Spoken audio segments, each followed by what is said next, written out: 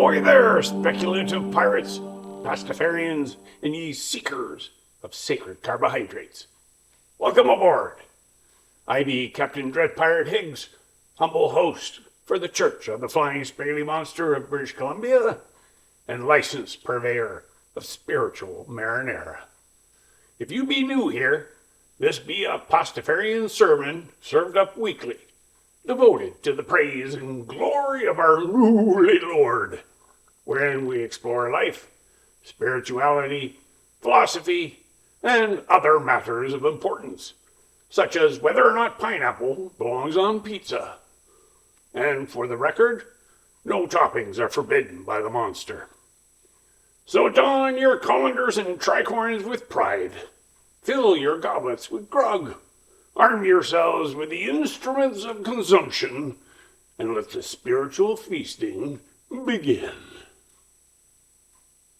Ahoy, me mates, fellow Pastafarians, and assorted wanderers upon the great Marinara Sea. Today we continue our journey through the 8 I'd Really Rather You Didn't, and the second is a rather magnificent piece of theological understatement. I'd really rather you didn't use my existence as a means to oppress, subjugate, punish, eviscerate, or be mean to others. There is quite a peregrination in that sentence. We begin with oppression, move through subjugation and punishment, arrive somehow at evisceration, and then the Flying Spaghetti Monster apparently looks over the whole body of bloody history of the human civilization and adds, be mean. Which is, I must admit, rather absurd. And perhaps that's precisely why it works, because beneath the absurdity lies something terribly serious. Human beings have been remarkably good at finding reasons to mistreat one another. Land, money, race, power, politics, revenge, fear. But perhaps one of the most dangerous and incorrigible reasons we have ever invented is this: God wants me to. Because once I convince myself that God agrees with me, our relationship changes. My preference becomes His will. My prejudice becomes His judgment. My enemy becomes His enemy. And my actions no longer require quite so much examination. After all, if God has already taken my side, why should I bother wondering whether I'm wrong? And this is where the second didn't becomes considerably more nuanced than its ridiculous wording might initially suggest. It doesn't just tell us that we must believe, it warns us about what can happen when we become too certain about what we believe. History offers no shortage of examples. Wars have been sanctified. People have been persecuted. Books have been burned. People have been imprisoned, exiled, tortured, and killed.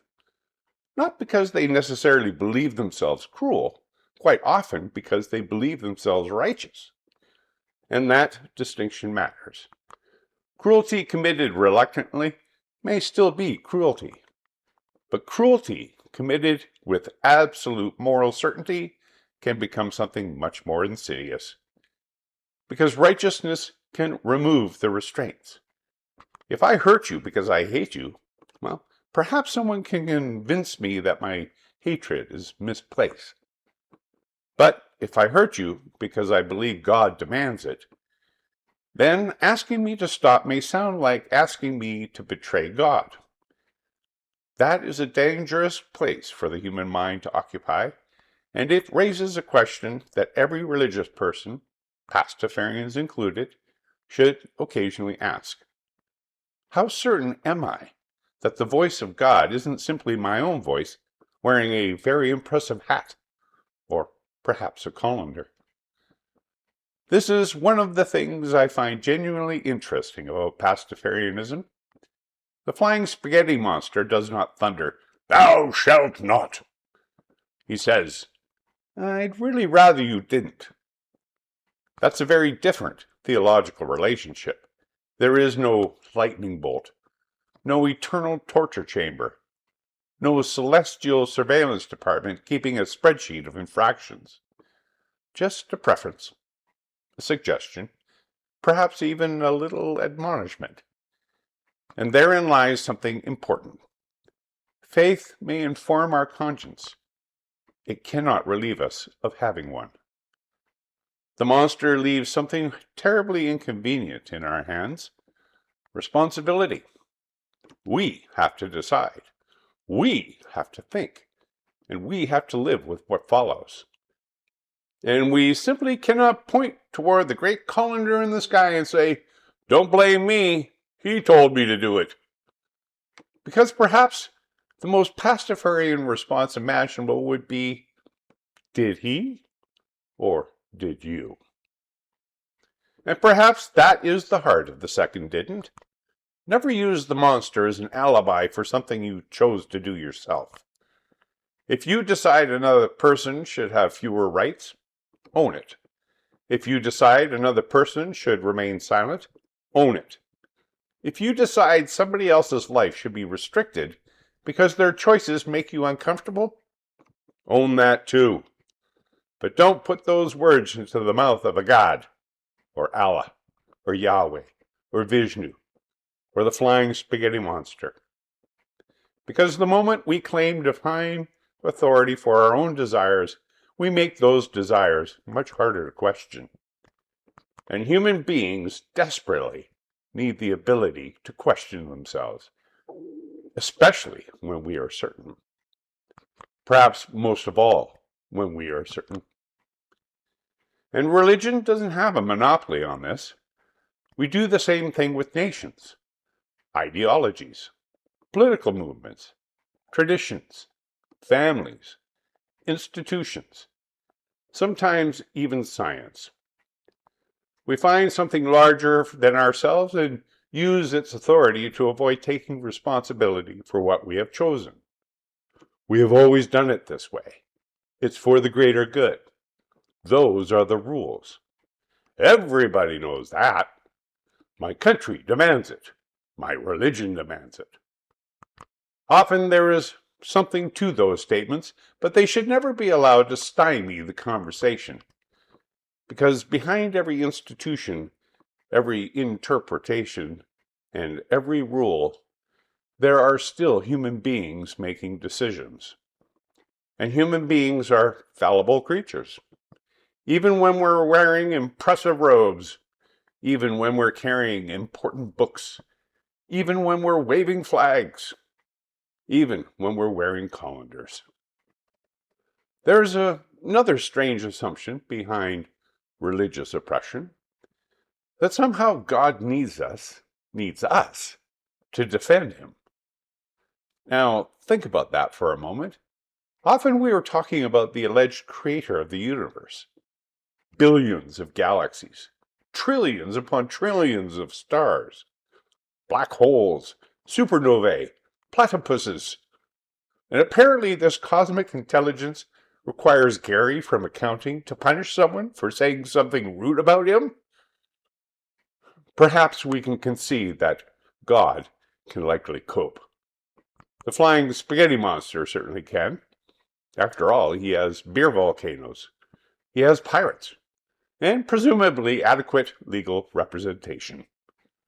Our gods do not need us to make other people miserable on their behalf. But perhaps they would be considerably more impressed if we managed the much harder task, learning to live beside people who disagree with us.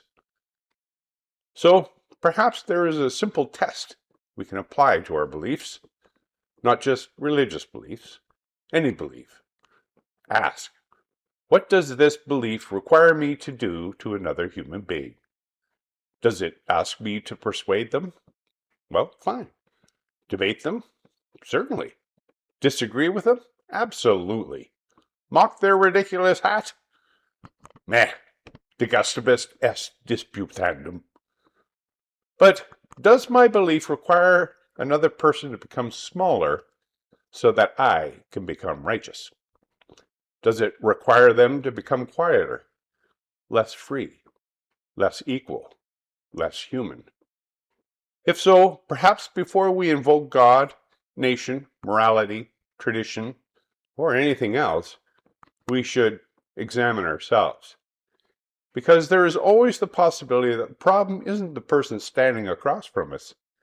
Perhaps the problem is the certainty rearing its head inside of us. And so we return to that wonderfully absurd sentence. I'd really rather you didn't use my existence as a means to oppress, subjugate, punish, eviscerate, and or, be mean to others. Perhaps the humor is necessary, because humans have spent thousands of years turning theology into something terribly serious. Serious enough to fight over, serious enough to divide families over, serious enough to kill over. Perhaps occasionally we need a God made of noodles and meaty balls to remind us, you might be wrong. And if that possibility makes us a little humbler, a little kinder, a little slower to condemn, then perhaps absurdity has accomplished something that certainty could not. Believe deeply, argue passionately, question relentlessly, but never use the monster as an alibi for something you choose to do yourself. Because whatever else our faith may ask of us, surely it should never require us to become cruel. And if all else fails, perhaps just begin with the final clause. Don't be mean. May his noodly appendage reach out and touch you. May your sauce be warm and plentiful. And may you always leave a little room in your colander for doubt. Ramen.